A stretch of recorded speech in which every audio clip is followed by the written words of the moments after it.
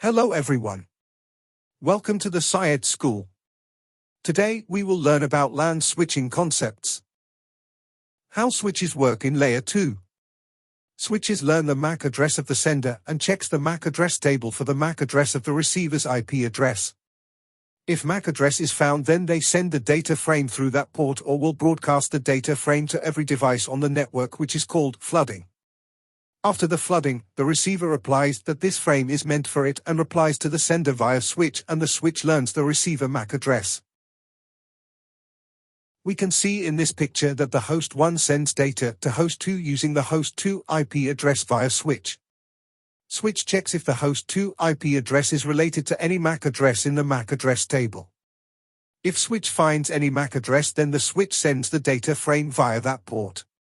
If the switch does not find the MAC address associated, then the switch sends the data to every recipient connected to it, which is called flooding. Once the data frame is flooded, the desired recipient replies via switch to the sender. In this case, host 2 replies to the host 1. Host 3 and host 4 discards the packet as the packet is not meant for them. In the process, the switch learns the host 2 MAC address, and now the switch has 2 MAC addresses in the MAC address table. The process of flooding works if there is one switch or no loop between the switches. However, if there is a loop in the switches and after flooding, there is no reply from the intended recipient, then that results in broadcast storm. In this topology, host 3 sends the data to host 4, so the data frame travels from host 3 to switch 1, as the host for MAC address is not available in the MAC address table for the first frame. Switch 1 floods the data frames. The frame reaches switch 2 and switch 3.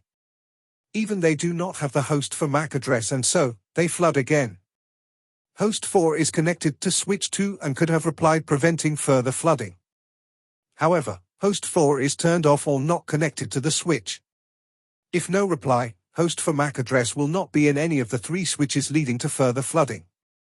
Flooding leads to infinite loop between the 3 switches due to the redundant link, causing entire network to go down. To prevent this broadcast storm, we use a protocol called spanning tree protocol.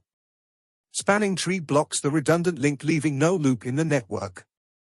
There will be just one path between any 2 devices in the network. Spanning tree protocol. Spanning tree protocol, STP, is a network protocol that prevents loops in a network topology.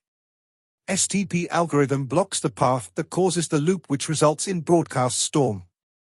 STP algorithm puts some ports in forwarding state and some in blocking state. The blocked ports will not forward the frames except for STP algorithm messages. We can see in the picture that STP blocked the redundant link using STP algorithm. Now any 2 devices has single path. We see that the host 3 sends the data frame to host 4 using the IP address. The frame is forwarded to switch 1 and then flooded to switch 2 and switch 3. Switch 3 forwards the packet to host 5 and host 6, who discards the packet. Switch 2 forwards the packet to host 2. Host 2 discards the packet, and the host 4 packet is not sent as it is not actively connected to the switch. The infinite loop broadcast storm was being caused by the link between switch 2 and switch 3. Now that the link is not active, there will be no storm. STP will be discussed in detail in the further chapters.